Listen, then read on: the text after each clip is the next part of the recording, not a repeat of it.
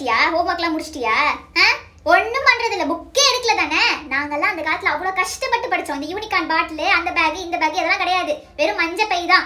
7 kilometre நடந்தே போவோம் ஸ்கூலுக்கு. ஸ்டடி டேபிள் வாங்கிட்டா, அந்த பவுச் வாங்கிட்டா, இந்த பாக்ஸ் வேணும், லேப்டாப் வேணும், டேப் வேணும், என்னென்னலாம் இப்போலாம் பண்றீங்க.